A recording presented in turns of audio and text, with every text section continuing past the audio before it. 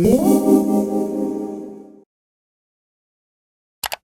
have to pull back the curtain and give everybody a public service announcement. So recently I got enough subscribers to get monetized on YouTube. Unfortunately, the guidelines and the restrictions become more strict. To put it in a nutshell, basically all of the highlight videos I have made are not allowed to be monetized. It's called reused content. It's pretty broad. Basically what it is, you are using content that is reused and you didn't make it more original. I don't know, it's pretty vague. It's a long list of stuff. I am a person who doesn't read the fine print, so I'm paying for it now. What this means for you. This channel, Get the Tables, is going to have basically all original content. I'm still going to do some of the documentaries. I'm going to try to see what highlight videos I can get away with. Now, I'm not going to let all of those highlight videos and all of that hard work go to waste. So I created another channel called Get the Tables Highlights. The logo looks like this. I'm going to take every video on this channel that is not allowed to be monetized and move it to that channel. That channel, unfortunately, will never get monetized, but I appreciate that everybody is watching them and that I got to 1,000 subscribers so quick. So I'm basically making the channel just for you guys. Now, I will keep that up to date and going as long as people are still engaging in this original channel. I am trying to grow it organically, and it's been going great so far. It only started 4 months ago and we're already there. I want to thank everybody for bearing with me through this. I'm going to try to also work something into the Patreon. If you decide to donate to the Patreon page, I'm going to have weekly content up on there. I haven't really decided yet. This all kind of came yesterday, so I'm trying to sort it out.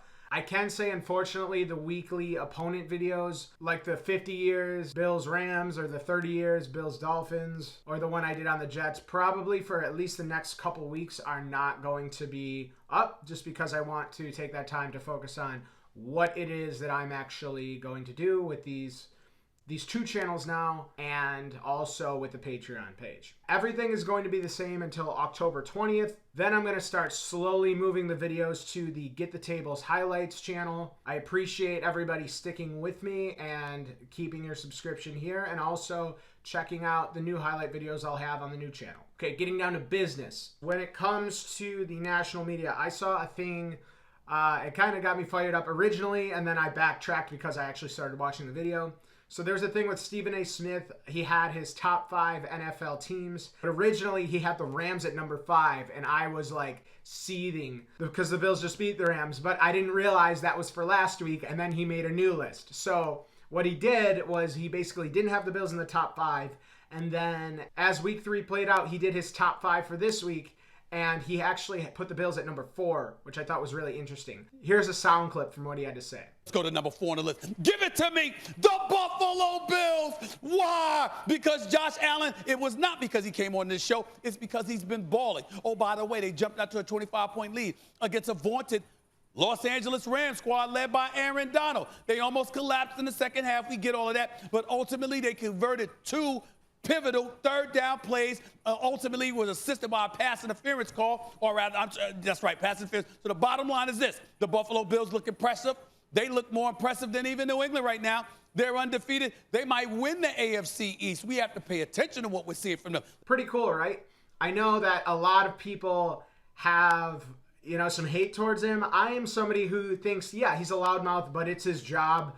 It's an act. I mean, if you get that pissed of what Stephen A. Smith thinks about the Bills, I don't know what to tell you, man. I mean, the dude's good at what he does. His job is to get every fan base mad at him. Other than the Steelers, his team maybe. People love to hate the loud guy who just has wild takes, and I don't know, I respect him. He's been doing it for a long time. Josh Allen was reportedly pissed after the win that they blew the lead. It's good to see that even though we won, he wasn't satisfied with winning like that. I mean, yeah, there were different variables, and yeah, we got kind of screwed, or very screwed, on the interception, but it's awesome to see that even after a comeback win, that the quarterback is pissed that they blew the lead. I don't think there's any doubt that this team is a top 5 team in the NFL and a very dangerous team. If this quarterback is pissed after a win instead of relieved, I think the sky is the limit. Getting into the Bills matchup, I expect the Bills to win.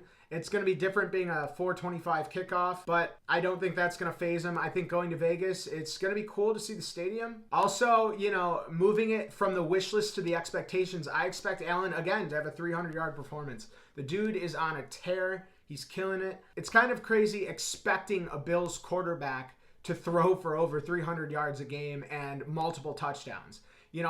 For my entire adult life, and even for my entire life in general, I've heard about this. I've heard it happened with Bills quarterbacks.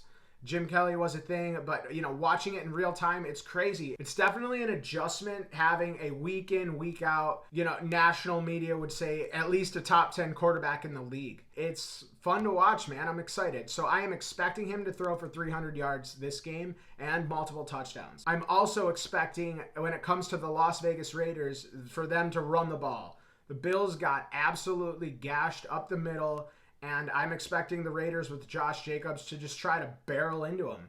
I think the only way the Raiders win this game is if Derek Carr makes good decisions, checks it down, really smart throws, and then they just lean on their running game. In my opinion, that's the only way the Raiders can even come close to winning this game. Quick announcement here. This stuff's the shit. Taking a quick second to tell you about Vitality. Vitality is the best Buffalo-based CBD company. Whether you have aches and pains, or you're an anxious person, or something in between, they have pet CBD oils. They have salves to rub on your skin.